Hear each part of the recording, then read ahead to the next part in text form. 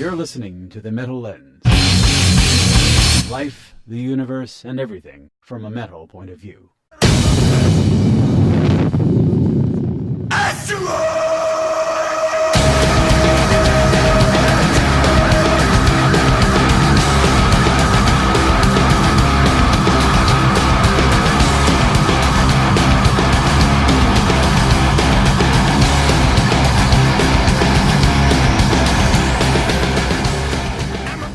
Okay, here we are again, friends. We are indeed.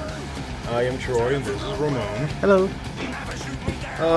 This is the first podcast of a new year, Happy New Year. 2019. So, in accordance with all other forms of media type of crap and socially things, we're going to do a short little recap of 2018. Yeah.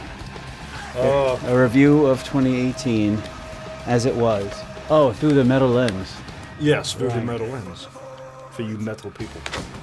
Get this crap out of my way.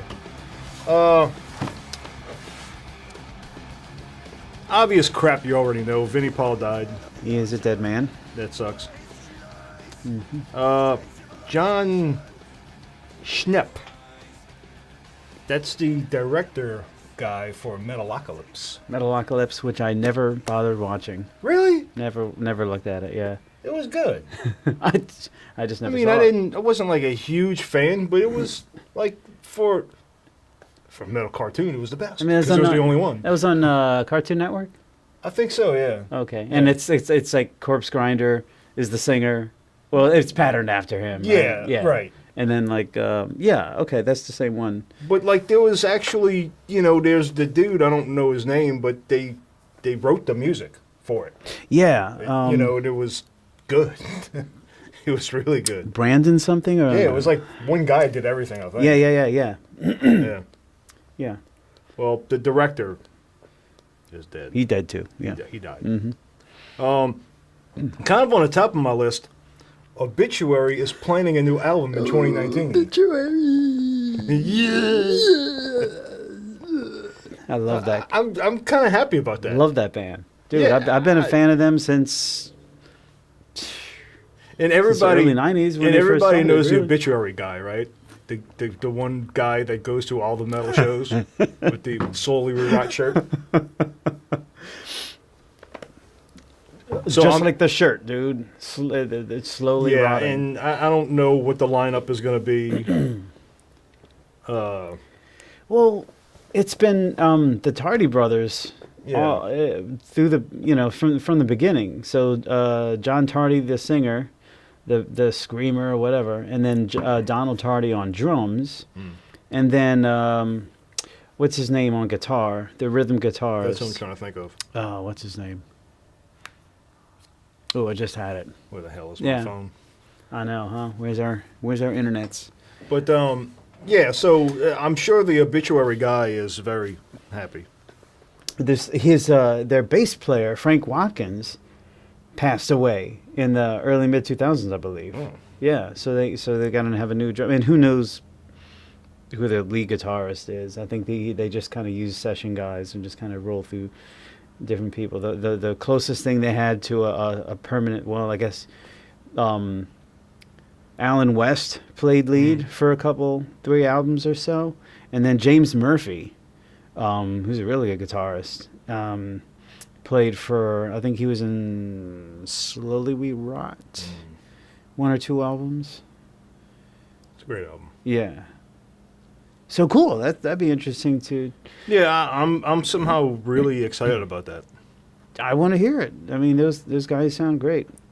It's not the most popular band, but shit, I've always had a soft spot for Obituary. Yeah. I love their sound. I love their guitar sound. I love their style, and I love the way John sings. I think They're they always a kill it. little different than, you know what I mean?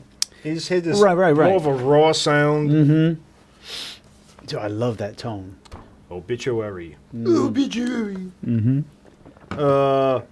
The drummer from Converge broke his elbow. Oh my. Very horribly. Oh dear. Apparently. It required surgery. He was currently on tour with Mutoid Man. And the drummer from Mastodon had to fill in. Oh, really? But Brian? doesn't really go in on how he broke His it. name is? All right. It was something stupid. Probably, well, who knows? Doing rock star shit, man. That's it. Dude, we're a self-destructive lot. But, you know, the thing that's kind of strange about that is apparently he had a GoFundMe account for the medical bills, which of course the medical bills, you know, for something like that is probably outrageously high. Oh, sure. And we're not unionized, so there's no, you know, health benefits or whatever. But Well, the healthcare industry is just a big... But I mean, he's in Clusterfuck Method Man. anyway. He's in there's another band he's in, and as long as Converge has been going at it, you know, Pretty long time. there's just no money in metal. Fuck it. Yeah. Slayer, if you want to believe this or not, Hmm. is they're gonna do one more world tour, and that's gonna be it. Yeah, I remember when Ozzy said that, like, what, 4 farewell Yeah. tours ago? Right. Yeah. But, you know, I don't know, man. I mean, I'm not saying that they party harder than Ozzy, but I will say that the most recent interview with Tom Araya that I've seen, have you heard that guy's speaking voice lately? Well, yeah, but have you heard his you heard him live lately? He sounds Yes. great. No, he does sound He great. sounds fucking great. I don't give a fuck He's- what he sounds like when he talks, but he sounds great. Well, he belongs But, I behind mean, a microphone. I'm yes, just well- wondering how much of that might be taken in toll. Yeah, well, I think it's everything else. I mean, Jesus Christ, how long have they been doing it? And, you know, he's got wife and kids and shit like that, and I think it's Yeah. just, you know, that. You know, they all are in really great shape. Yeah. I mean, Kerry King still looks like he's 25, that dude. Yeah. But, Jeff Hanneman, not so much. yeah, not so much. Yeah. Yeah. But yeah, I mean, I remember when Decade of Aggression came out, Yeah. and the whole big deal of that was like, whoa, it's a whole decade. Which is a fantastic album, by the way. Now it's Highly 30 years recommend. now, huh? If that's how you're going to listen to Slayer, listen to Decade of Aggression. It's When did that come out? When did that come out? Like 89, 90 maybe? I think it was a little later than that. A little later than that? Might have been 96-ish. 96-ish. I don't know, because, no, they Live Undead came out in like 82, I think. Well, it was after Seasons. Seasons was like 88, I Yeah. think. 87, 88, something like that. And then what was after that? Divine Intervention, Okay. maybe? No, I guess Decade of Aggression came out after that. Yeah. Yeah. So, yeah, that might be right. But, Well, go Slayer. yeah. Think they'll come to New Orleans? No. I don't know. Well, I mean, they've been here before. And it's kind of because they put out that new album, Show No Mercy, and it's really good. Wait, they put out an album called Show No Mercy? I mean, no, not Show No Mercy. Okay. Fucking retarded. I was about to say, Show No Mercy 2? No. What's the name of their... Oh, here we go. These old brains can't hack it anymore. We need supplemental information from the internet. It's all right, Troy. I Google shit, too. Well, you know, if we had it on our fingertips and I did better research. Repentless. Repentless. Okay. It's fucking repentless. Is that the album that they got when they they did the prison Yes, break yes. video with Danny Trejo and all? Yeah, and it's really cool because we've talked about this before because they have different songs and all the videos are in it's like a mini series Yes. almost. It's really cool. That's pretty cool. And it sounds like Slayer. Yeah, it does. It's good. Yeah. So Well, good on them. All right. and here's an interesting little. Apparently, some assholes do a study, and I don't who these assholes are, but I don't know where they get the funding for this shit. Bunch of monkeys But with PhDs. apparently, a new study is out, and metal fans enjoy drugs and alcohol. You don't say. I hope they didn't spend a whole lot of money on that study. You know, maybe the study consisted of like sitting in a mall with a video camera in New Jersey, Yeah. basically observing 20 years ago.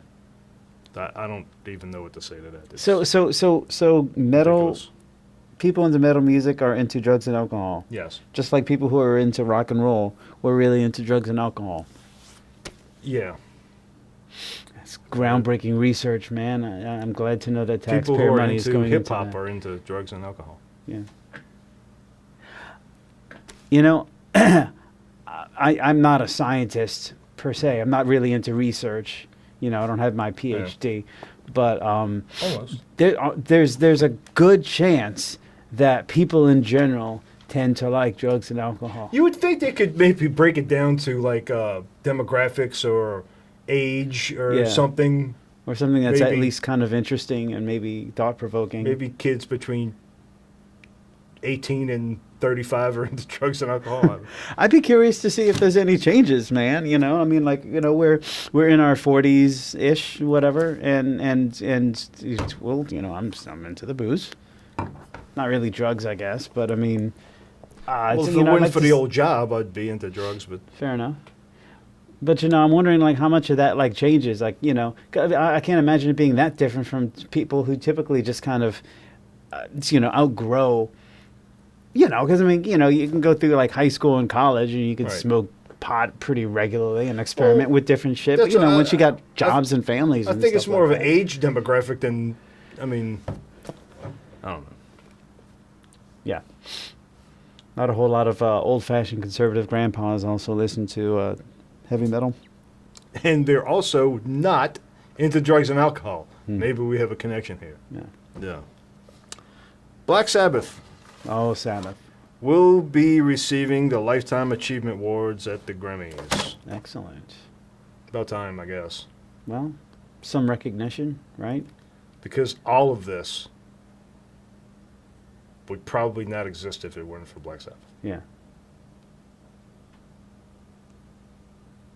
And the thing is, like, if it hadn't been Sabbath, it would have been somebody else with a somewhat of a different sound, and that would have changed the direction of things. I mean, Yeah.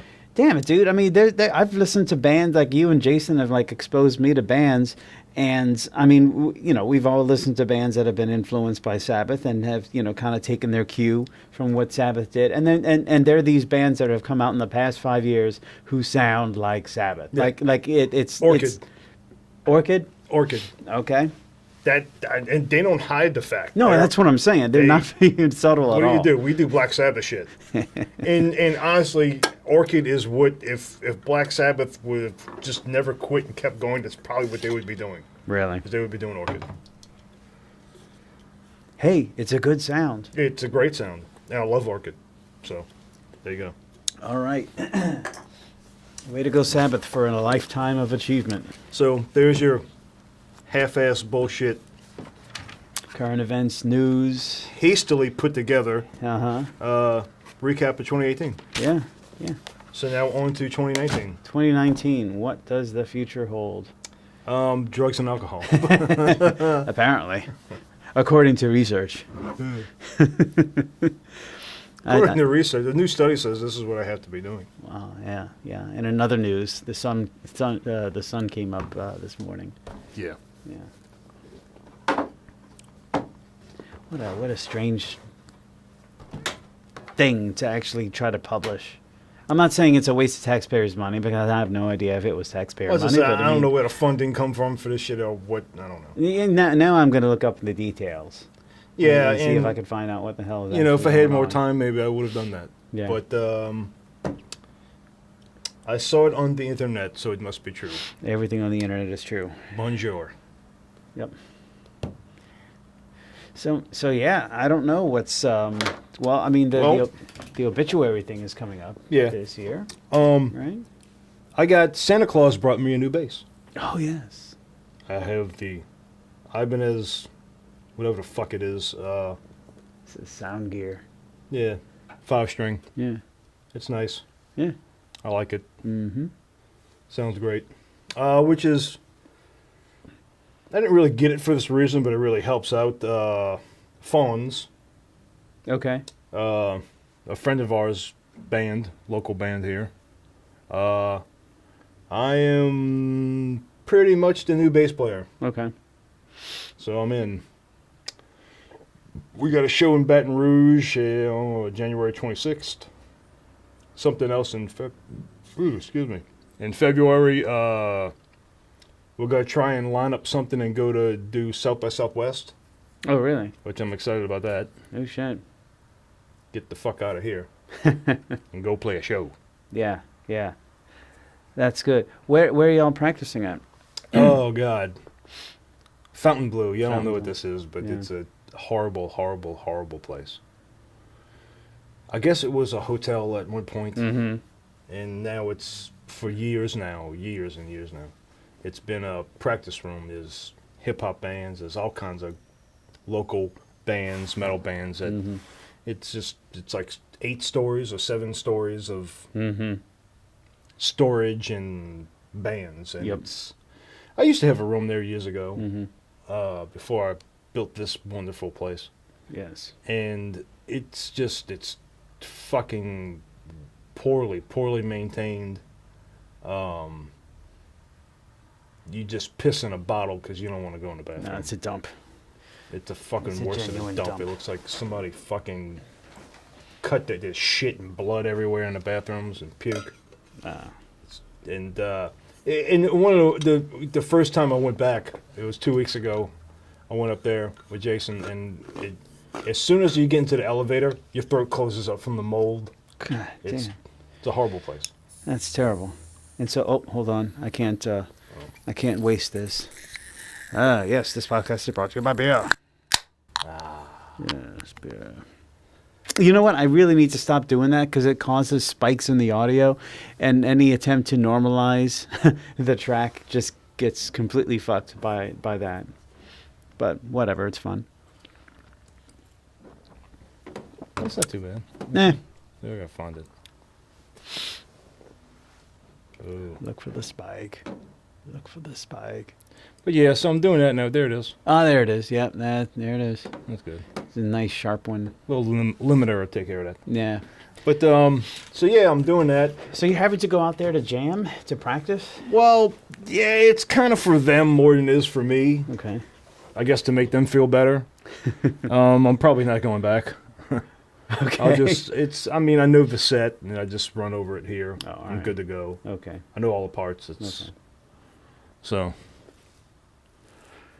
yeah, getting involved in more music. Why not? Why not? You and Joe gonna continue to Absolutely, absolutely. Yeah, do your thing? we're gonna get back on the ball next week, Oh, really? and we got that last song to write, that third song, which will give us 40 minutes, and then we're gonna unleash it onto Bandcamp Excellent. for you to enjoy, free. Have it and do with it what you will. Yep. Outstanding. Yeah, they were talking about trying to, because they just recorded too. They recorded Okay. with Mr. George, actually. Oh, that's right. Yeah. Yeah. And the living room. The living Living Room Studios over in the Yeah. West Bank. Yep. Yeah. Yep. And they were talking about getting it on Spotify, and you got to get a barcode, and that costs like $200 or whatever, and all this shit. I'm like, well, how much are you gonna push, and how much are you gonna go? Because I mean, we've all been through this with bands, and especially me and Jason both have, and you know, oh well, we're gonna record, so let's make some CDs. Well, nobody really listens to CDs, but it's good to have a tangible product, Right. you know. But so they might do cassette tapes, and that's cool, and you put the little digital download card in there, Mm-hmm. and then that's fine. But the thing is, like, oh well, okay, now we're gonna do T-shirts, and bumper stickers, and hats, and fucking koozies, and all this shit. Well, Right. unless you're gonna hit the road pretty good. You know, I don't know how it is in other cities and how it really works. I know how it works in New Orleans. Mm-hmm. You're just a local band, and there's a lot of good ones, you know. But I guess if you on the other side and you're just a fan, you go to shows and like, well, okay, well, all right, Capsizer's playing. Okay, well, great. Well, they played, about 2 months ago, and they're local, so they probably play again. You're not going to sell anything. Mm-hmm. You know what I mean? You're not going to sell T-shirts. You're not going to sell CDs. No, there's no memorabilia factor in You're the stuff not. that you're digging because Now, we can just see them again. Right. Now, like, Black Cobra came down, well, I'm buying a T-shirt. Yeah. I don't have a record player, but look at this fucking record, I'm buying it. Mm. But, because I don't know when Right. they're coming back down again.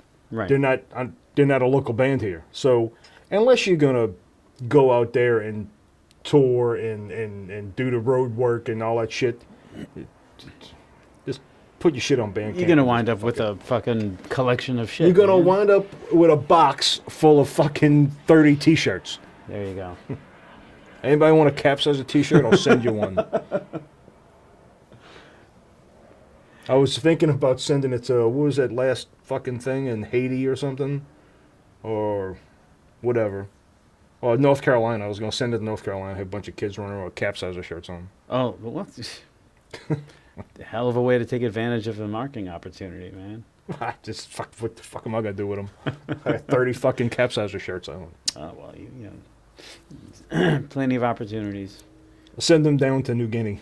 I'll send it to California Yeah. after the wildfire. or That, whatever. yeah, some Astros just send them there and they can just give them to Red Cross and I'm they'll surprised. just, the Red Cross will just distribute the shirts. I'm surprised more people don't do that, man. Bunch of kids running around with, well, and it's funny because they do that like in Dominican Republic and places like that. Uh-huh. Like, because, I'm a baseball fan. So, in baseball, you have World Series. You'll have like the fucking, the Cubs and the fucking Astros or whoever, and they'll make championship shirts for both teams. Okay, yeah, So they're ready when they win. right. But the loser, they don't get the shirts. Oh, no, They send them to New Guinea. They send them to the, Honduras. where they're pretty They- much meaningless. I Yeah. guess. Yeah. And which is kind of funny because years and years ago, we went to a cruise to Cozumel, and I think we ended up in Rotan was one of the stops. What the hell is that? It's in Mexico. Rotan is like, it's nothing. It's like a picket fence, a goat, and a chicken, and you saw Rotan. Get back on the boat. Dude, I'll have you know that this podcast has many fans in Rotan. Yeah, or well, they're whatever going to be you pissed. just Well, said. and actually, I enjoyed the kids. The kids are cool All right. because there's nothing in Rotan except for the cruise ship that stops there. So they all knew. Uh-huh. The kids knew when the carnival was coming. They knew when the Norwegian was coming, and they, and so and the kid was wearing like a Boston Red Sox like '89 World Series shirt. I'm like, they didn't win the World Yeah, Series. right, in right. '89. How the fuck right. did you get that shirt? Oh yeah. So that's what happens to him. No shit. Yeah. That's funny. Huh. Okay, well, I had no idea. Yeah. So maybe one day they'll be wearing Capsizer shirts. Well, you know what, mate? Dude, go ahead and join the Peace Corps and see if you can get I some. think you just donate it to Red Cross and it just gets distributed wherever. Fair enough. Wherever they're in need. Win-win, right? Yeah. That would be so fucking tasteless if somebody's band just said, "Oh, we're gonna donate some clothing to the poor children of the victims of such and such." Nickelback. Nickelback shirts. I prefer to think though that band would be the kind of assholes who would do something like that. Not metal though, because we're all got too much too much drugs and alcohol to do. We got fans in We don't Rotan. have time for charity. So what do we got to put in here, Ramon? Oh, do you want to break our non-sponsorship rule by? No, I don't. All right. Well, No, then I really don't. This is a brown liquid inside a clear glass bottle. Yeah, Yeah, it seems to be some kind of scotch. yeah. Scottish people make it. All right. So, this is, as you can see right there. Yeah. Maybe you can see this bottle, and you see it's stopped, closed with a cork here. Yeah. It's a cork topper. This prevents the liquid from exiting the bottle Well, until now I want the liquid in my glass. the time is right. So let's go ahead and pour. And I will do same. With the Saints glass. How about them Saints? Yeah, number 1 seed, baby. Shit. Home field advantage. Hells to the air. The last time we did that, we won the freaking Super Bowl. So, who dat? So I believe it's going to be a black and gold Super Bowl. So let's go ahead and drink to the Saints, or drink to whatever. Let's check this shit out.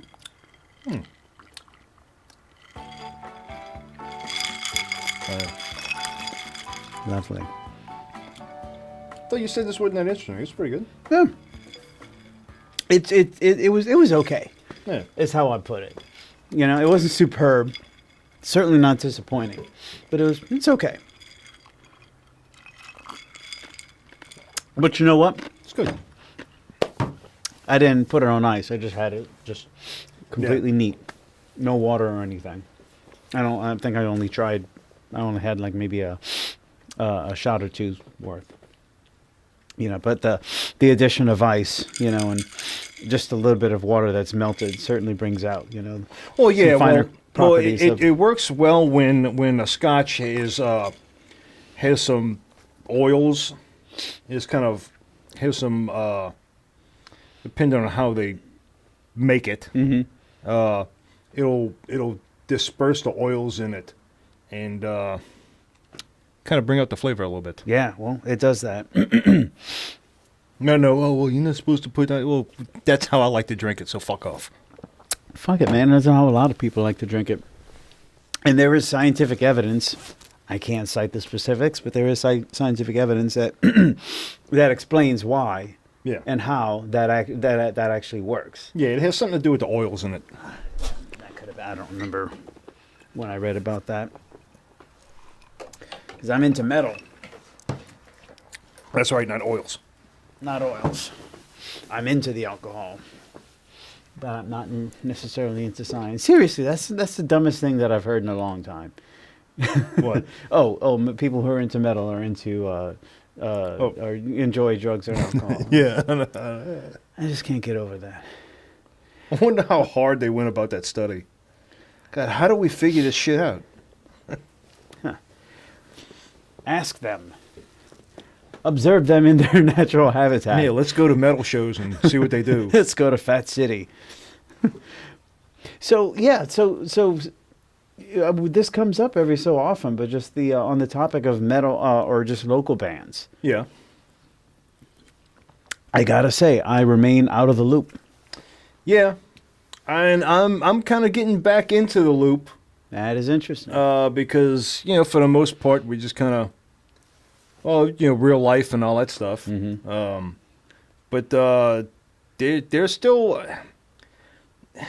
because it kind of goes in phases. It kind of goes in and out. And right now is definitely a dip in the wavelength for sure. And so we had a really good venue. When we were younger, when we were really going at it, when we were younger with bands, we had a fantastic venue in Fat City. Oh, Zeppelins? Yeah, it was a tremendous venue. A lot of touring bands came through there. Oh, yeah. Big bands. The Asian Days, the Immolation. Immolation, suffocation, incantation, Yeah. masturbation, defecation. Did you know there was a band called Defecation, right? I'm sure. There was. Mitch Harris, the old drummer from Napalm Death, was Okay. in that band. Mick Harris, sorry, and I never listened to him. I never had the appetite. I could have bought it at. Well, I heard them and they Tower were a little Records or shitty. Hey, Bad joke. Defecation. Sound like shit. Yeah. Yeah. But there's a band in Baton Rouge, Christworm. They're pretty filthy. We might be having a show with them with Fawns. All right. I don't know if that's going to be the January 26th show or not. I don't know who that. No, that's with Smoke. Smoke is still at it. Smoke. From Homa. Love those guys. Smoke. Fantastic. Kind of like a stoner doom type of band from Hey, Homa. did did Capsizer play with them? Yes. Okay. Yes. Yeah, I remember you telling me about them. They seem like some pretty good guys. Love them. Yeah. Love them. Okay. Really great Homa. guys down there. All right. Cool as shit. Yeah, yeah. And we'll be playing with them on January 26th, and I'm very excited to see those guys again. Okay, and that's at Baton Rouge? That's going to be in Baton Rouge, I Baton believe. Okay. Don't know the venue. Okay. Just hopping into this band, so I don't know. Right. So yeah, I heard somebody still talk about Suplex. I think they're still around. Man, that's a band. I respect them. A lot of people love them. I never really got too much into them. I know they played routinely. They do their Mardi Gras thing at checkpoints Right. all the time. By the way, news. What's his name? Igor. You know Igor's Checkpoint Charlie. Charlie's Igor. He passed away a few weeks ago. Oh, did he really? Yeah. I don't know his last name, unfortunately, but Yeah, that was kind of a place. That was kind of the place in the quarter to play. there's another place. And we played there too. We played there a ton. Yep. So much so I really didn't want to play there anymore. Dude, have you been there in a while? I heard they put like some kind of metal roof inside or some kind of tin, and it sounds like shit in there. Oh my God, it never sounded good. But are you telling me it sounds even worse? Yes. Oh Lord, I don't even. I can't. Because Okay. you know, like how the stage was in the back, and like apparently I haven't seen it, but this is what I've heard, and they made like this kind of shelter inside, like where the band would be. I didn't know about and it's that. made out of tin. What? I don't know why they would do that, but it sounds even worse than it God damn. used to.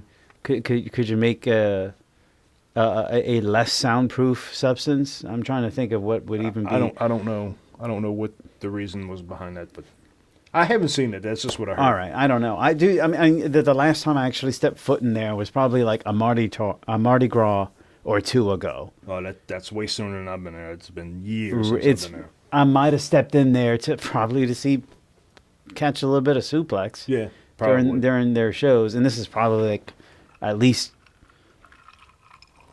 might have been last year. I'm thinking most likely a year or two prior to that.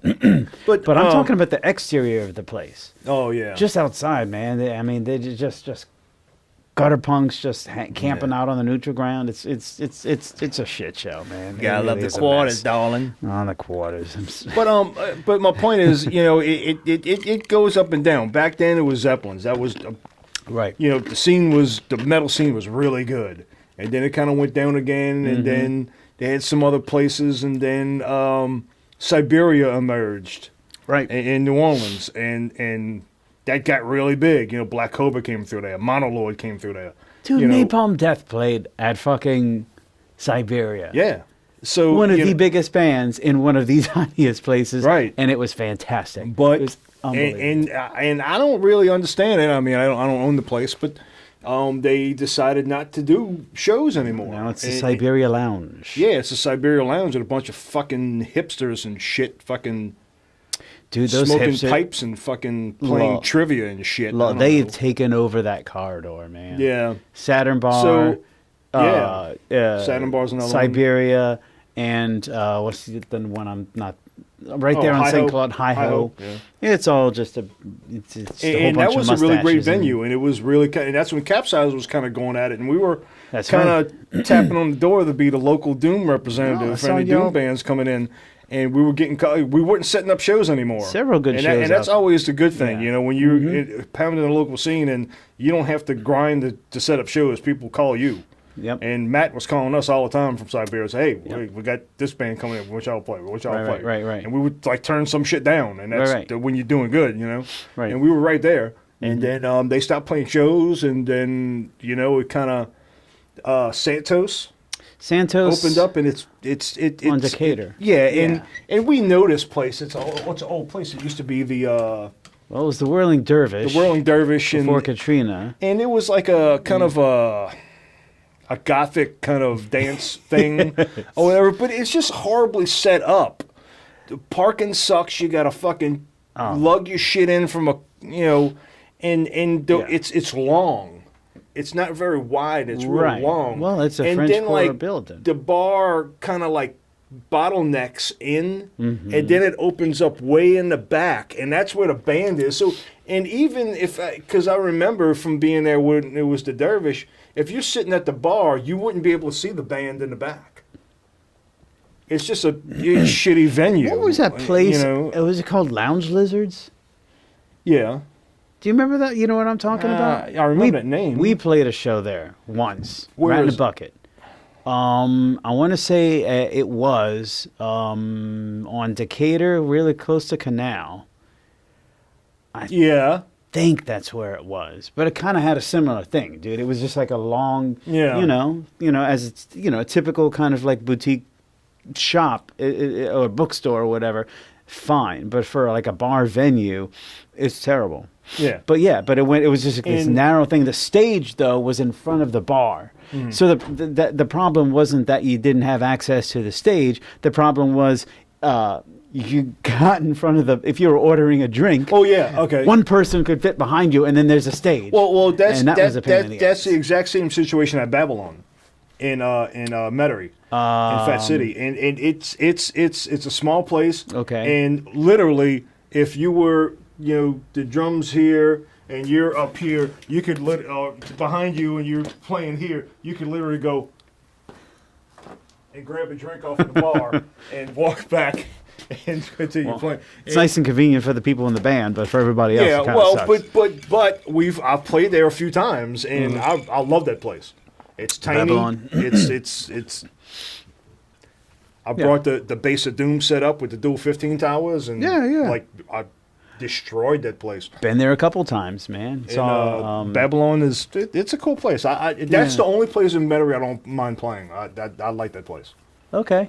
It's small. It's kind of gritty, and it's interesting to set up and play in there. Well, there's still a thing, right? But like I'm saying is it's kind of taken another dip since Siberia stopped doing shows.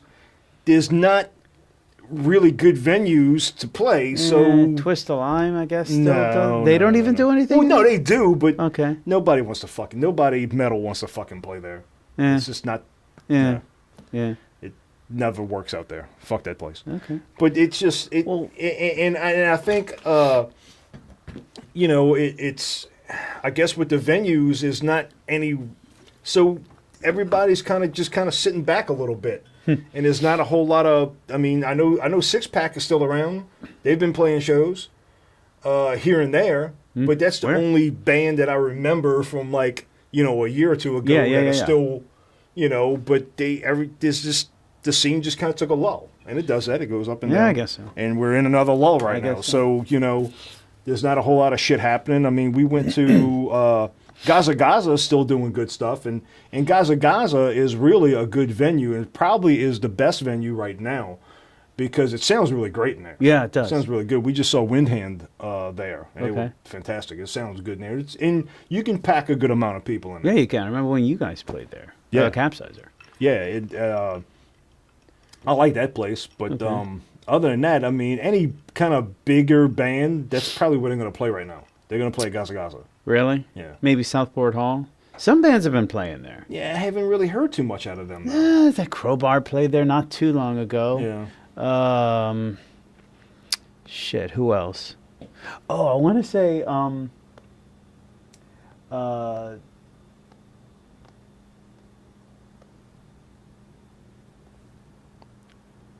This pause has been brought to you by drugs and alcohol. too much drugs and alcohol. minus the drugs. Can't fucking remember them. All right, forget it. Maybe you've been doing too much. Point is, as far as I was aware of, you have a couple places in Metairie, Twist of Lime, and Babylon. And Babylon, honestly, I haven't heard anybody playing at Babylon in quite a while. Not really. Southport Hall, Santos, and that is it. Yeah. That is it. And maybe Gaza Gaza, but to be honest, every time I look at who's playing at Gaza Gaza, it's like just a bunch of names that I never heard of. Yeah. And Brian Funk, I got to say, Brian Funk was like always really good at diversifying his who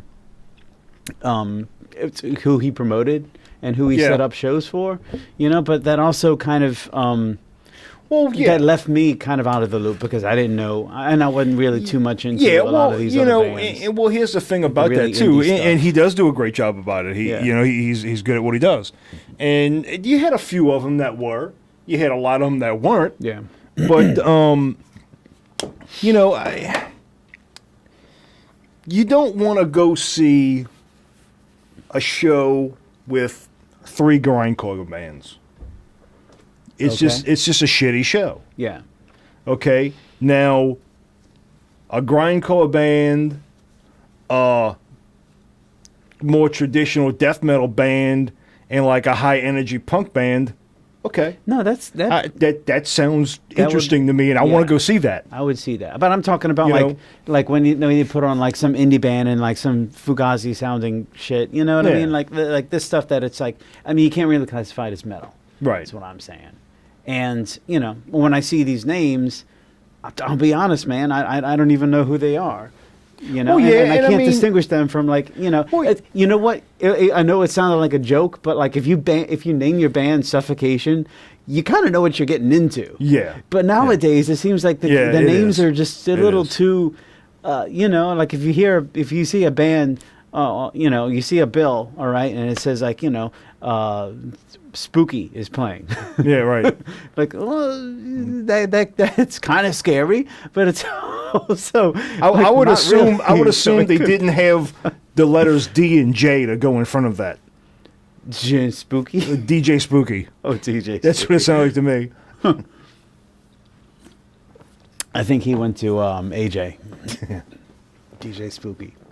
But yeah, I mean, you know, you got to be. There's definitely a art to setting up shows, and Jason does it really well Okay. and understands how it works. Yep. But like I'm saying, I mean, you don't want to go see 3 grindcore bands. No, I hear You don't. You know, but and typically the way it used to go and where it would go down here is like what we would all be, you know, bottom feeders on the local scene. You know, say Black Cobra was coming down. Uh-huh. Okay. Well, Black Cobra is on tour, so they got like 1 or 2 bands with them. Okay. They might have Black Mass, I think was one, Mm-hmm. which are really good, and they came with them, and maybe somebody else. Well, then to finish out the show, you want to have 1 or 2. If they only had 1, then you would have 2 local bands. If they had 3 bands, then you would have 1. 4 is plenty Okay, for a yeah. night, a big night like that. And so you want to have a local band there, a local representative. Yeah, yeah. You know, so we would all be, hey, Black Cobra's coming in. You know, I want to play that show, of course. right. And so and that's what and that's what you hope to do. And even just playing out like in Baton Rouge, like Christworm, okay? They're from Baton Rouge. Okay. So I don't really want to play with Christworm here. I want to play with Christworm in Baton Baton Rouge. Rouge. Right. Because people are going to go see Christworm in Baton Rouge because they know him.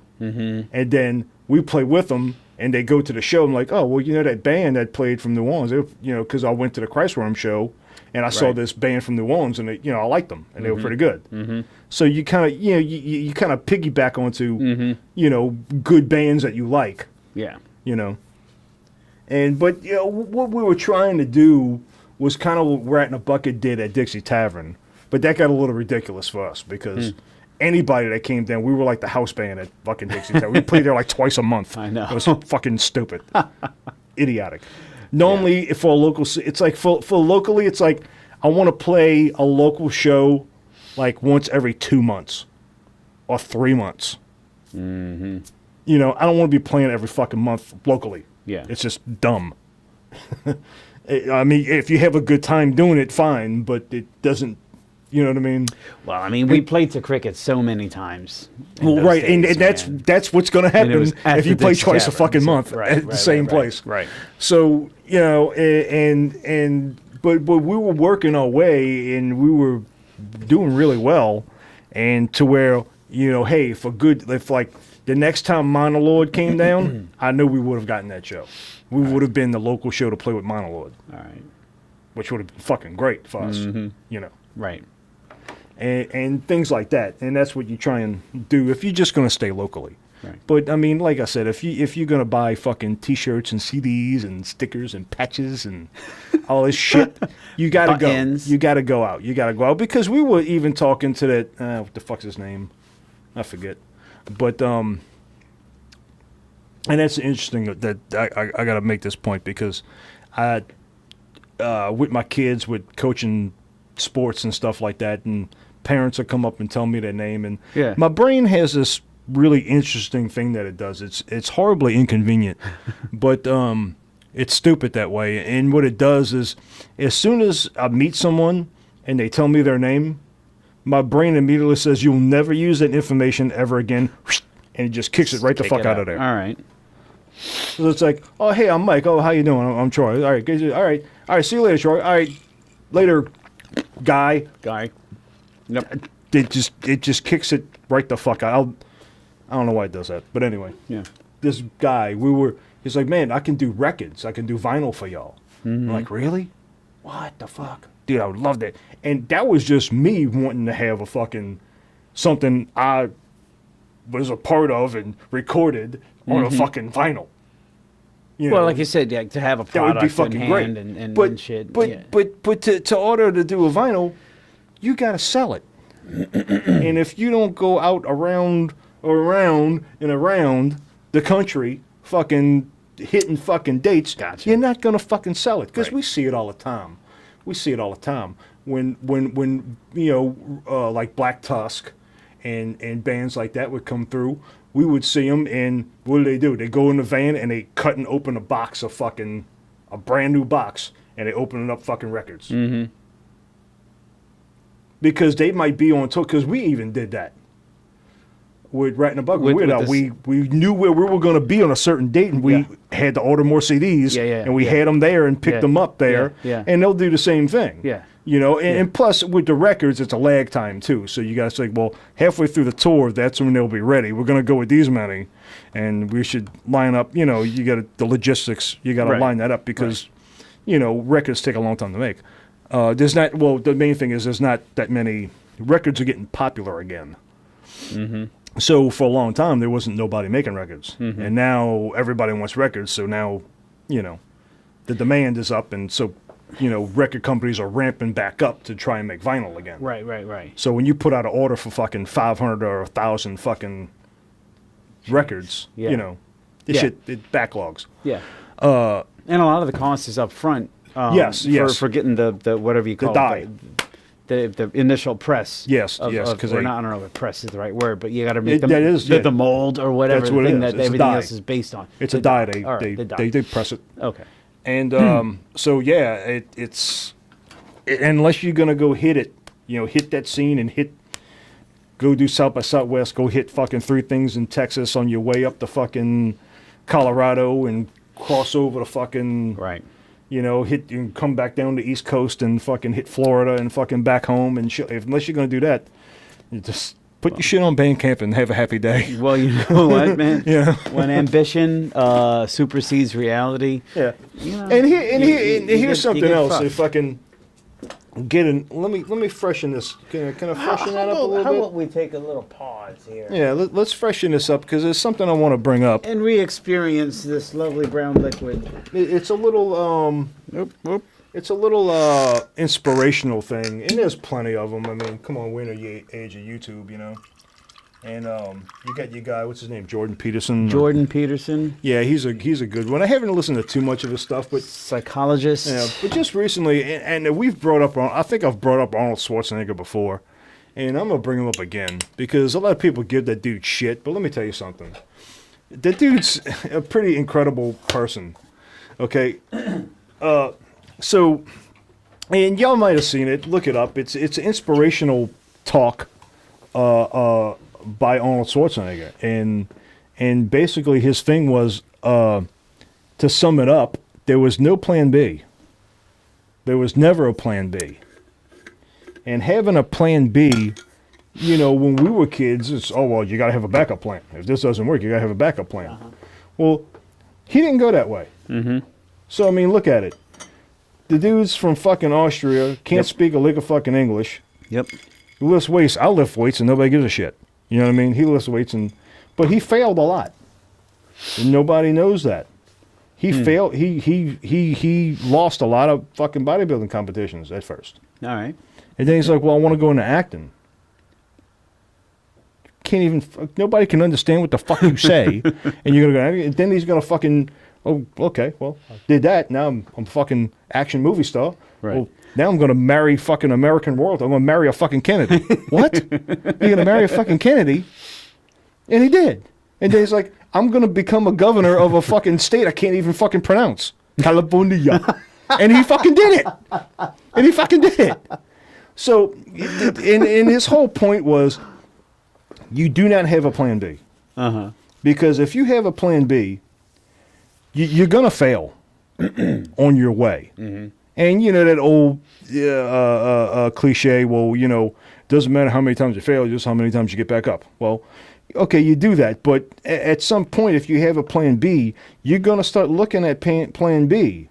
And you're going to start, he did not have no fucking plan B. Mm-hmm. So don't have a plan B. Mm-hmm. It's all or nothing. If you want to achieve a goal and you want to do something, it's like, and that maybe was one of my mistakes. And it probably was. Because I had a great backup plan. And it's working out wonderfully for me now. Here I am in my house with my wife and kids and friends and a studio that I built. And I'm fucking off on a Friday drinking brown liquid scotch, and talking to you because I feel like it. So it was a pretty decent backup plan, but it's not really what I wanted to do. What I wanted to do was do something in music, do something in metal. I wanted to go forth with metal bands and do that, but I had a backup plan. So at some point the going got tough, and I'm like, well, I went to school and I got that education, that vocational education, and I landed a really great job with really great benefits that I cannot lose. That's why I just do the alcohol and not the drugs. There you go. Because it would very much harm my family if I lost that job. It would very much affect them. But I had a backup plan, and the backup plan worked out beautifully. But I lost the original goal. Mm-hmm. He didn't lose his original goal. He never lost sight of his original goal. Michael Jordan, and he talks about this. Michael Jordan, they talk about the greatest basketball player of all time, whatever. And Michael Jordan said it himself, yeah, you looking at all the championships and all this shit, but throughout my career, I missed 9,000 shots. I went up to make that shot 9,000 times. I failed. Mm-hmm. Nobody talks about that. You're going to fail. But he didn't have a backup plan. That's what the fuck he was going to do. Mm-hmm. And he was focused to his goal. And that was the whole point of the thing. Mm-hmm. And I thought that was kind of interesting to bring up. When if you're going to go fucking, if you're young and you're in the fucking, just fucking go. Do not have a backup plan. Fucking go. Because you never know what is going to, because I've been lucky enough. I've been lucky enough to where I've been sitting back on my laurels, really. And there's been a few years in my late 30s where I just thought music was it for me. And then we started Capsizer, and I'm like, hey, I'm back in metal again, you know? And then that broke up, and then me and Joe rose up Hammer Frequency, and that was received really well, and it seems to be going really good. Mm-hmm. And then all of a sudden, boop, I'm in fucking phones now. Mm-hmm. So, you know, and it just kind of, and I'm not out there beating the scene. I'm not fucking smashing my bass on the ground and say, hey, I'm here. Things kind of come my way because I'm just kind of in there. And don't say no to shit, because you never know what's going to happen. There's a lot of success stories out there about people, and one of the main things is don't say no. Don't say, nah, I don't really want to do that. Do it. Because you don't know what opportunity is going to come from that. It's like, man, you really ought to try singing. Like, nah, I don't really. Hey, I got this thing, and, you know, I could show you a few things, and you can maybe do backups or whatever. And it's like, well, say yes. Try it. Yeah, we'll end up working out okay. Just fucking say yes. Say yes to shit and don't have a backup plan. Interesting. Words of wisdom for 2019. Yes. We're looking into the future. Yeah. That's what this is all about. And you know, the more I think about, you know, what's ahead in terms of the future, because I'm not thinking about, like, my own future. Mm-hmm. Well, I'm not thinking exclusively of my own future. You know, I'm thinking about like everybody's future. You know, I mean, it's a lot of, you know, interesting shit, like, you know, kind of on the horizon. You know, you've got, well, you've got Fawns. You know, that's up and coming, and like you said, you didn't really, you know, throw yourself out there. But I mean, in my view, like the fact that you had been, I mean, you know, you put yourself out there. You've got tons of playing and recording experience. You've paid your dues. Well, sure. And it inevitably somebody's going to recognize that, and an opportunity is going to come up. And like you said, you know, don't say no. Just go for it. Just kind of grab it. Yeah, and I'm at no means a local metal celebrity. Oh but, no, it's but if I go to metal shows, people will recognize me and know that I'm a bass player and recognize what bands I've been in. That's right. And if they don't, then that's when I go up to them and say, hey, you know who the fuck he is? You know know this guy? Hey, you know who the fuck he is? Who are you talking to him? Yeah, I get to be like the little Pesci. You don't know this fucking guy. The little wee.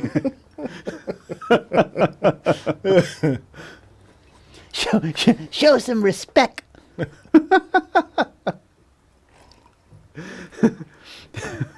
But just who needs friends when you got suck ups? Right. But I mean, just if you're young and you're into metal and things are going well for you, don't have throw Plan B out the fucking window. You know, I'll flush tell it you. down the fucking toilet. Don't even think about Plan B. Just fucking go. I had an opportunity to join Soylent Green at one point. Mm-hmm. I don't know where that would have gone. Right. I don't know how that would have changed things. Right. But I looked away, you know. I just say yes. I got something going on right now, and I want to concentrate on that, you know. Fuck Plan B and say yes. Because at first, I mean, you know, even with all of these things, I mean, like I'm coaching fucking basketball right now. I don't know shit about fucking basketball. But I got a very athletic 8-year-old, and he's into all that shit. So, all right. But I was like, I don't.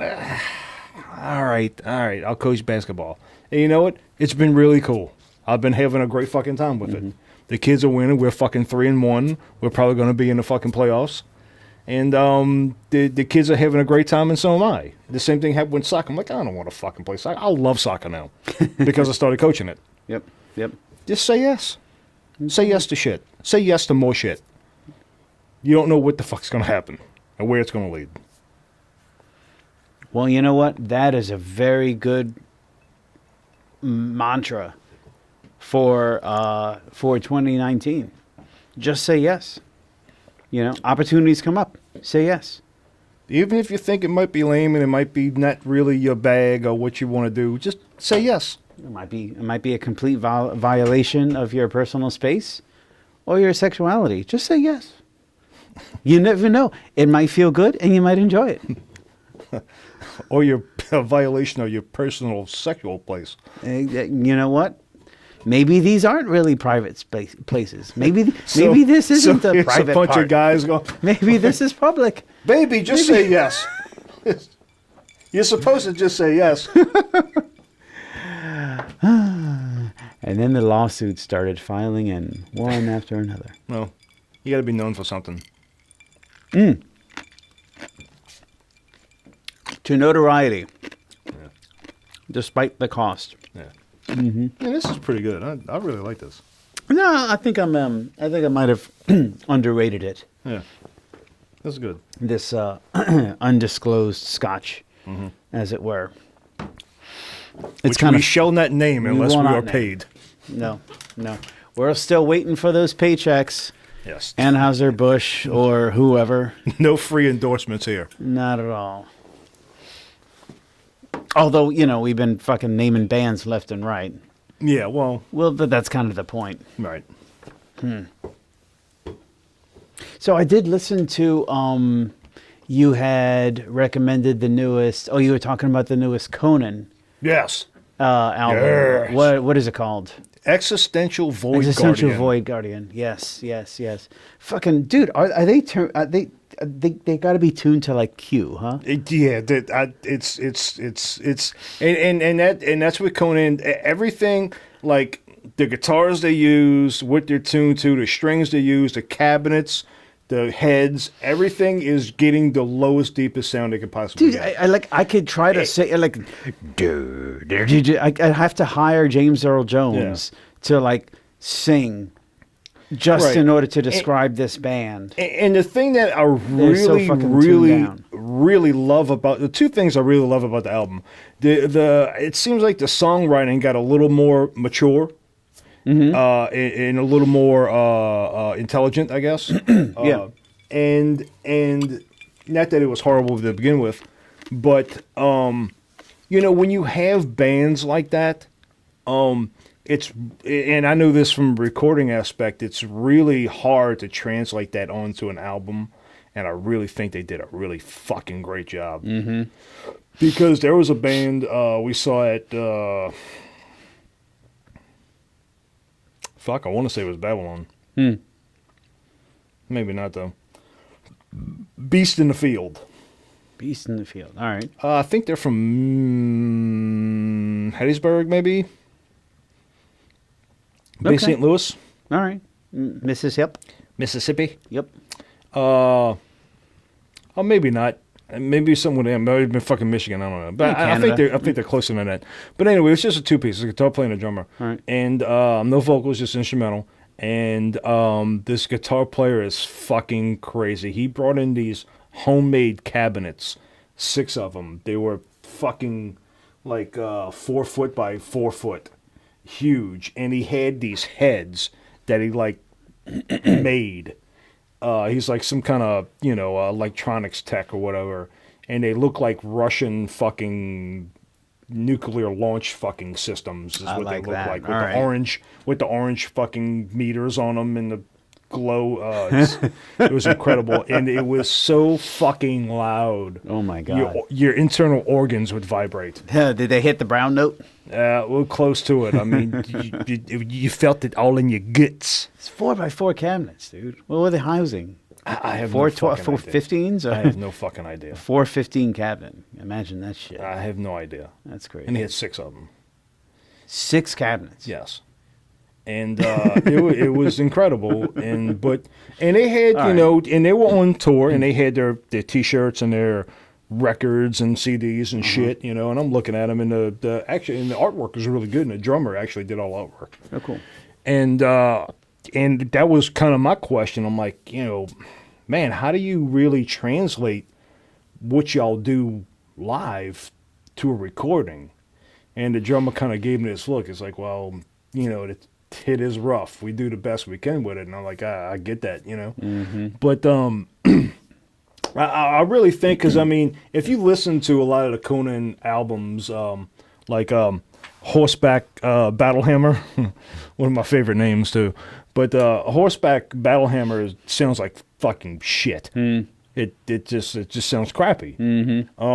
Manos, I thought, sounded pretty good, but you still, like, if you listen to it with other songs, like in a playlist, you got to kind of beef it up, and you kind of want to do something to the EQ. Tweak it a little bit. Yeah, you know, yeah. but this album, Existential Void Guardian, is it's everything I wanted Conan to do, and they did it, and they delivered tenfold, and it's a fucking monstrously fucking heavy album, and it's fantastic. It's very well done. Yep. You recommended that last podcast, It's and I incredible. listened to it, and oof. Dude, I didn't apply any kind of EQ at all. No, And they did a really good job of separating. Okay, so it's a 2-piece. 3. It's a 3-piece. Yeah. Drums, guitar, bass. Yes. Okay. All right. And the bass player sings. He does the growls. He's the singer. Gotcha. Well, the main singer is the guitar player. He does the yells. Oh, I see. He does the singing, and okay, gotcha. And the bass player does the deeper growls. things Okay. that comes in. Gotcha. All right. Yeah, you can, dude, when you tune that fucking low, it can be challenging. Not to distinguish the difference between the guitar and the bass, but to be able to tell which one is the guitar and which one is the bass. You know what I mean? Well, to give them character. In other words, to say, like, you've got this,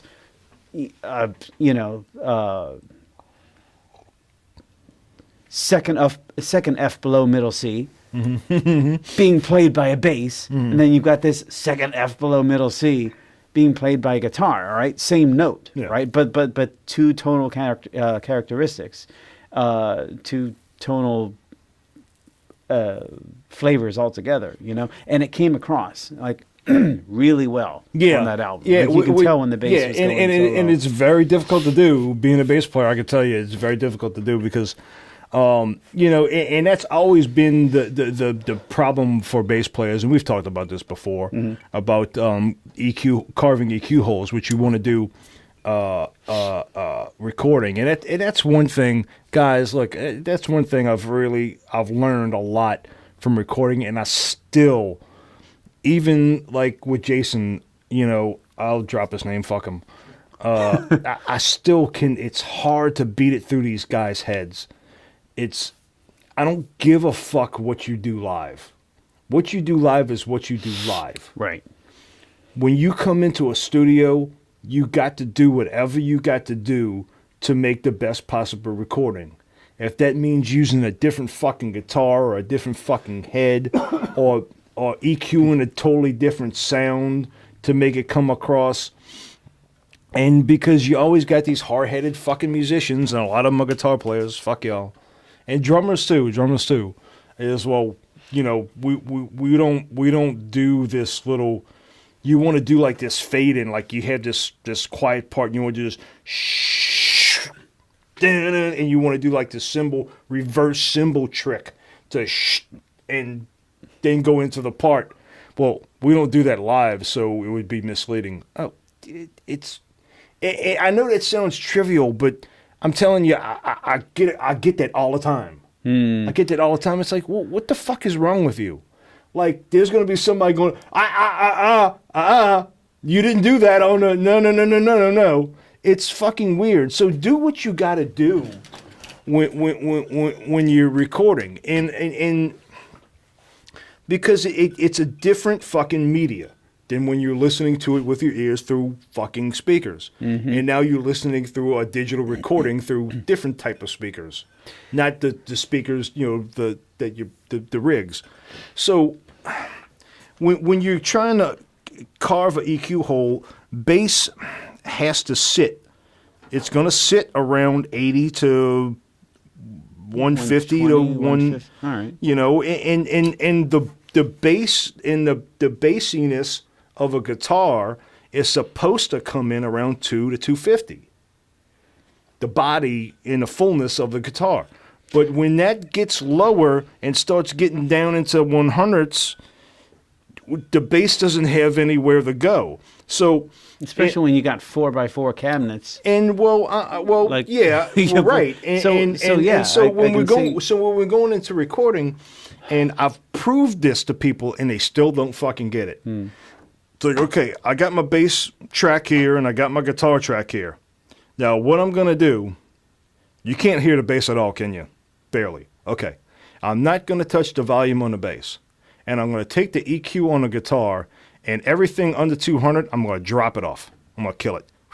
And then there's the bass. Yeah, you can right. fuck it, just jumps out of the mix. Sure, because it's not being muddled up. How the fuck did that happen? That's because the guitar sound is not stomping all over the bass player's frequency where he needs to be. Right. So, and for the longest time, and even back in the 90s, the heyday of fucking metal, when metal was getting, you know, when it had all these great fucking albums come out, I always bring up Cannibal Corpse because what is Cannibal Corpse's sound? Alex Webster. It's a very ingy, clacky, trebly sound because that's the only way his bass can get heard over those guitars. Yeah. That's the only way you can hear the bass over it because that's the only way you can hear it. And the kick drum, dude. They had a really pounding kick drum sound. And you got frequencies that you have to fight with. Whatever it is live is whatever it is live. But when you want to have a nice, good sounding, balanced recording, you got to kill a fucking bass on those fucking guitars so the bass can live where it needs to live.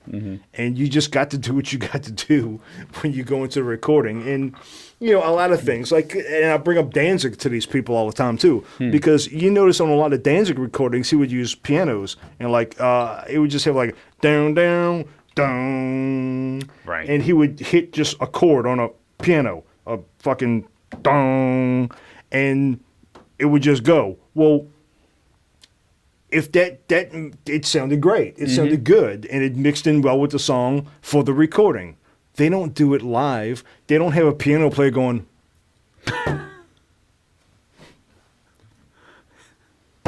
Just for the sake that, you did it on the recording, so you got to do it live. Like the poor... Get over yourself and get over that shit. The poor It's timpani stupid. player or the triangle player in an orchestra in the LPO. Now, if you rearrange the song, then Well- yeah, you got to play it live the way you did that. So- But if you're going to add like a little organ or a little fucking piano little thing, nobody's going to fucking cry foul if you don't fucking like Cryptopsy. That is- Foul, they have that little piano intro. They probably don't do that live. They probably just cut right into the song. They don't do this little fucking... Get over yourselves. Get the fuck over Well- yourselves. When you get into the studio, do what you got to do to make a good fucking record. So, make a dude, good album. I've- Don't just make a good recording. Make a good album. Right. And you're still a strong believer in the tangible product to take with you. Yes, I love that it. includes the lyric sheet and the photos and, all that. And that's shit. also something Phones is doing because I'm playing bass for these guys. I'm not, and they already have this 20-minute set. I'm not coming in to write anything. I'm coming in to play bass for them. I'm coming in to help them out. Right. And so they're going to do their artwork, and I'm not involved in none of that process. And the singer, Mike, they're going to do cassettes, and he wants to put an insert, and he wants to Okay. print his lyrics. I'm like, dude, love it. All right. I love it. I love, because that reminds me of my childhood. Yeah, sure. When I was listening to Cannibal Corpse and I'm reading, I'm like, oh, check it out, dude. And you start going along with it and you're reading along as the song's going. I love that stuff. And he's got really good lyrics. Okay. They're really kind of deep, introspective lyrics. And All right. he's a good lyric writer. Fair So, enough. and if you write really good lyrics, print those motherfuckers. So bands have been since I don't know what that means. Can you indicate your local networks? You know that triangle with the exclamation point in the middle, like alert? That just popped up. I don't know what that means. That's Steam, not my recording software. What? Steam, my stupid video game thing. Oh. I have it set up so I can play the newest Mega Man game. Ah, yes. Speaking of old school. Yeah, we used to play the theme song to that, didn't we? Yeah, dude, I'm fucking Good times. such a nerd. I don't play Animal Crossing or Call of Duty, anything. I fucking play Mega Man. Yeah. All right. That's right. I play Mega Man. Anyway, so bands have been. So I've had that same kind of internal debate numerous times. Do you want to capture your live sound, with fidelity onto the record, all right, or do you want to produce something that and I come to the conclusion that there's no validity or invalidity to either argument, okay, Yeah. because Da Vinci's art is still being celebrated to this day, Yeah. centuries after his death. Okay. Do we have to see him painting it in order to enjoy it? Right. No, we see the final product. Yes. Okay. And here's one person who's taking ridiculous amounts of time excuse me, to create this thing. All right. Now you've got a band that can pump out a song in like 3 to 8 minutes or whatever. Okay. Okay. You obviously it takes much longer to produce an album's worth. It Yes, takes it does. 2, 3, 4 times as much time to produce the same duration of music with recording because of mistakes and overdubs and simple logistical stuff just to make it sound faithful to a live performance. Then you've got the idea of like doing something beyond, right? Putting in your little shakers and your little maracas and stuff like that, your little additional percussions, or like doing overdubs in music, or in like vocals and stuff like that. So, dude, I don't see there being any validity or invalidity to any argument. I think it's really very much a matter of personal taste. And I thought about it, and the music that came out of like the 60s through the 80s in particular. Yeah. Early 80s, let's say mid to late 60s, early 80s, all right? We're talking about the Beatles. Mm-hmm. Well, if the Beatles didn't fucking overdub and do multiple tracks of stuff, they fucking wouldn't have sold as many, or I should rather say the albums would not be very much the same as what they were. Especially the later stuff, yeah. Pink Floyd. Right. Oh, yeah. Yeah. Okay. Yeah, right. You know, Queen. Yeah. Queen. Sure. How could you do Bohemian Rhapsody the way that they did, have it sound like the way they did on the album live? Right. Impossible. No. I mean, you four voice polyphonic at best. And the bass player didn't even sing. Right. I don't think John Deacon even sang. All right. So you can't reproduce that stuff. But Bohemian Rhapsody was a fucking brilliant. It was a great fucking brilliant album. Sgt. Pepper, as much as I don't like the Beatles, I will fucking give them. Yeah. It was a brilliant album, and it was very well done, and it was very rich and complex. And the White Album's my favorite. And the White Album, whatever. Like I said, I'm not a Beatles fan. Okay, Dark Side of the Moon. I mean, we can go on. Well, sure. And another thing, you got to be more concerned with tone when you're doing a recording, and what it is. Listen, and this is just something that I learned the hard way.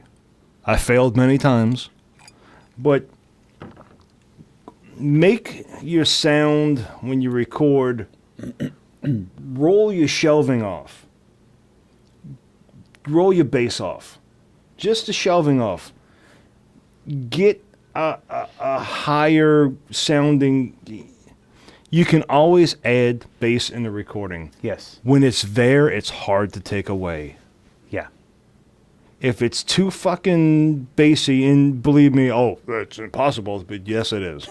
You listen to it, and it sounds like what it does is it sounds like there's a fucking wool blanket. It clutters over everything the whole up. thing. It sounds like it's just muffled. Yep. And I've done it many times. I've recorded many times, and when it's like, God, it sounds like there's a blanket over it.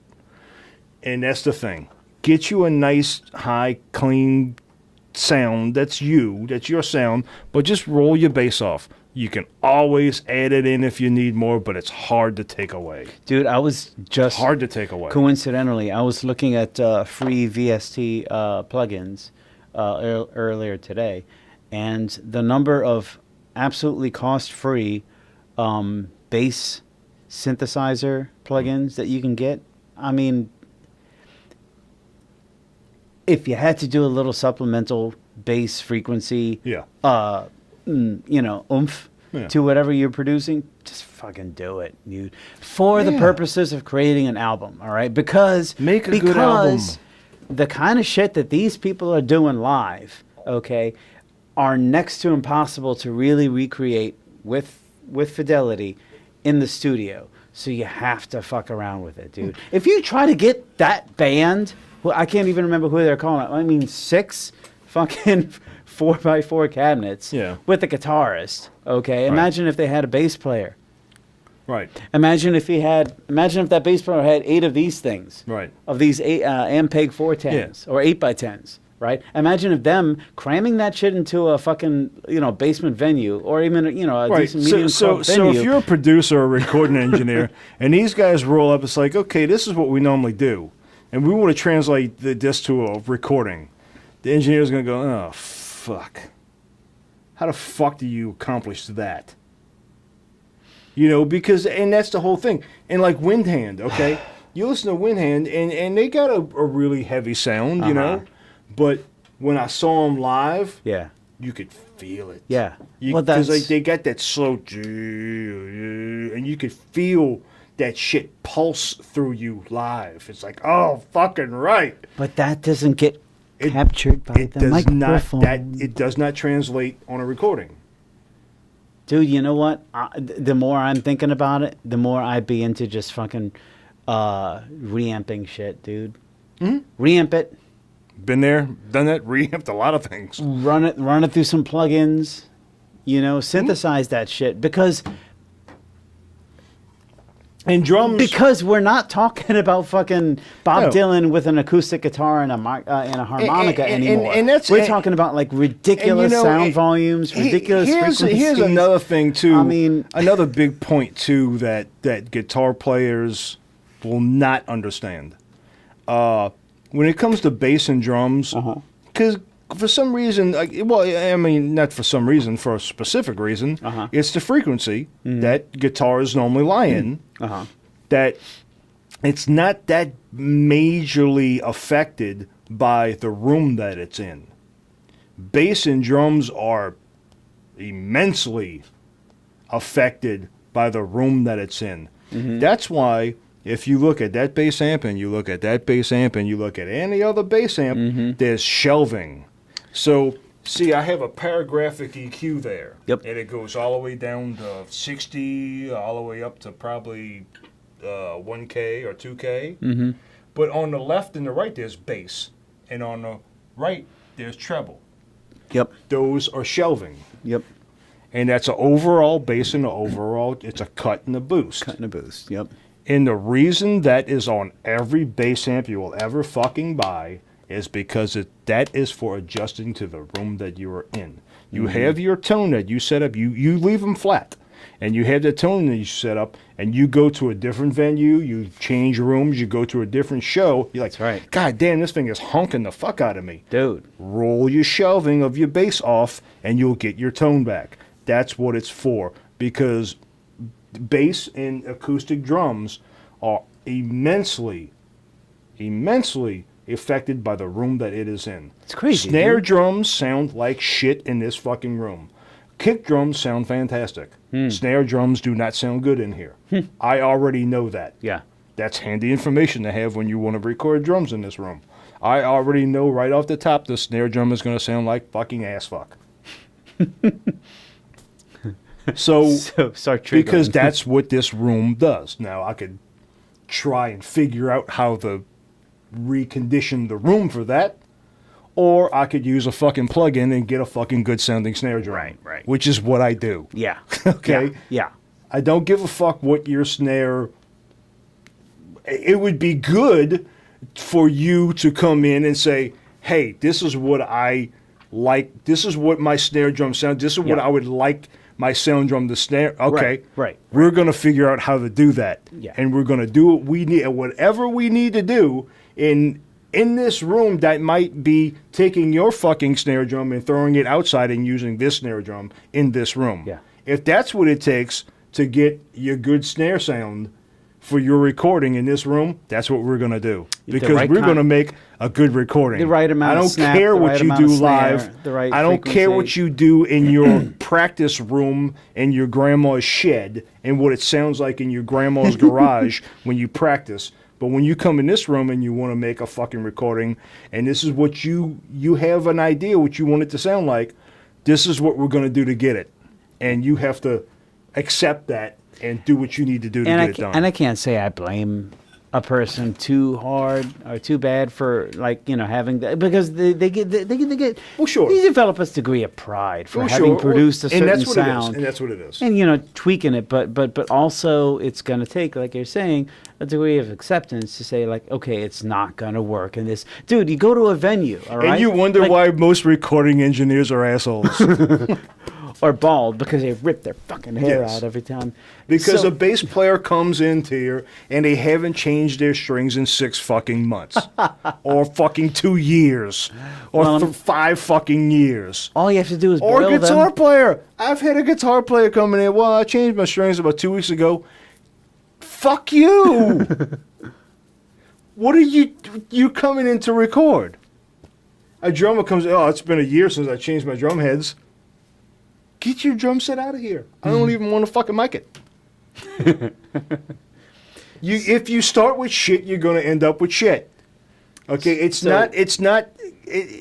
there's a certain, there can be a certain magic to it, but ultimately that's a big golden rule, but shit in, shit out. Well, and I think... And the main thing is you can have whatever mics you want to fucking have, and you can do whatever magic, whatever plugins and super fucking programs you got, but it's always, anybody will tell you this, get the best sound from the source that you can possible. Which means change your fucking strings. Bass players come in here with new strings. You hate to do that. I used to hate to do that until I understood why. Because you got to have the tone.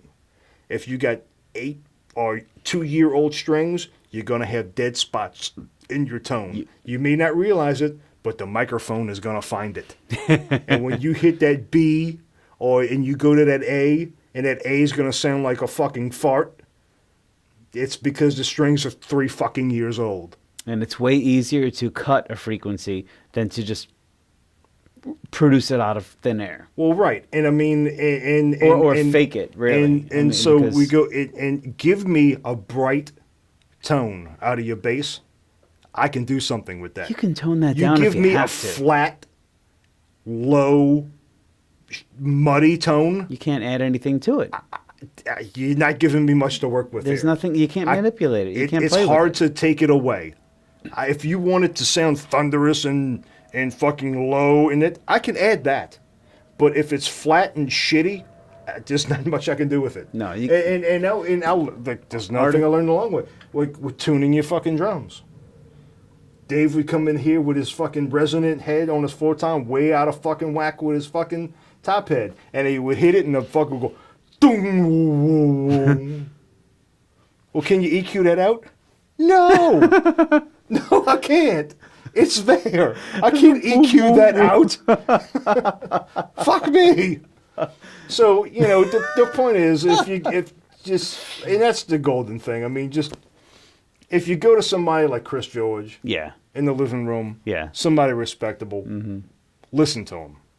Do what the fuck you got to do to make a good recording. Don't give a fuck what you do live. Forget all that shit. Throw that shit out of your mind. No, dude. Well, this is what I do live. Fuck live. You're not playing live. You're making an album. Make a good one. Dude, there's so many things that can fuck with your sound live. The construction material, everything. Space, even the geometry of the space that you're playing in, dude. 100%. Too many factors to take into consideration, and you think that just because you played at the Dixie Tavern, 50, 100 times means this is the setting, this is the sound that you're trying to get. You want me to record the sound that you had at the Dixie Tavern? I would actually not want that at all. No, you would not. Have you been past that place? No, I haven't. Dude, it's I can't believe it's like it's like a respectable. Obviously it's not the Dixie Tavern anymore. Wait a minute. Well, I was going to say, did you just mix the words respectable and Dixie Tavern in the same sentence? Well, you could probably come up with some kind of way to put those words together. No respectable person would find himself at the Dixie Tavern. Yeah. Oh, what a shithole. But had a lot of fun there. Oh my gosh. Dude, do you remember the time that we went and played there? It was like in the middle of the summer, and there were goddamn fucking palmetto bugs all over. They're crawling up and down the side of the building. Oh, yes. And we were playing with we were probably playing with some band from Iowa, or some folks who have not been in New Orleans before, and they were terrible, and people we were fucking punching and stomping, cockroaches from the side of the building. We were throwing them at each other. We were just fucking trying to take these things down, dude. Putting them on each other's shoulder. Dude, it was disgusting. It was like that scene in the Temple of Doom. Oh yeah.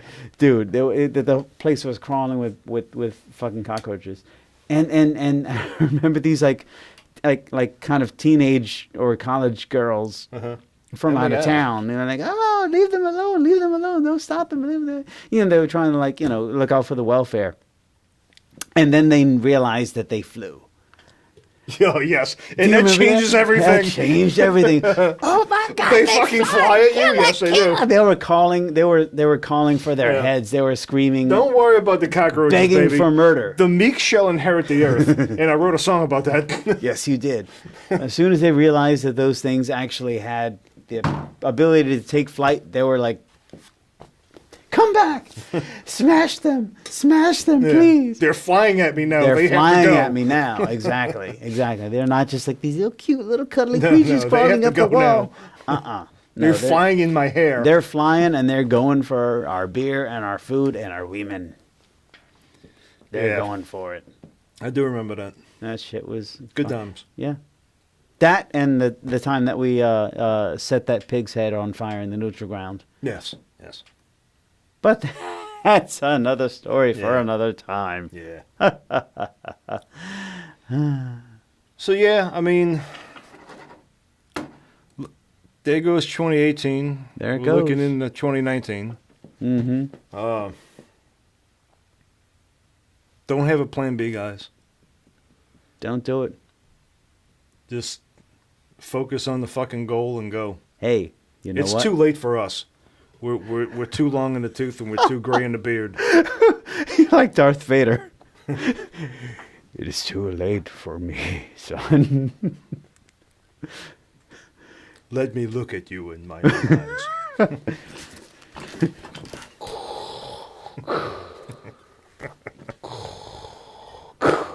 You know what I was about to quote when you were saying that? I was thinking the wise words of Ricky Rackman. Oh, Keep one foot in the gutter and one fist in the goal. yeah. Whatever the fuck that ever meant. I don't know. It seemed motivational at the time. I guess. It was all like... I guess be a successful dirtbag. I don't know. Yeah, still. It was motivational. Is that dude still alive? Yes. Is he? What is he doing now? I don't know. But I actually, a few podcasts ago, we mentioned his name. Yeah. And I Wikipedia, he's still alive. I don't know what he's doing. I don't remember. I don't care. But he's still alive. Keep one ass on the toilet and one foot in the tub. There you go. Sound advice for a middle-ager. Goodbye. See ya. That is all, folks. That's all we got for you. Here comes 2019. Yes, indeed.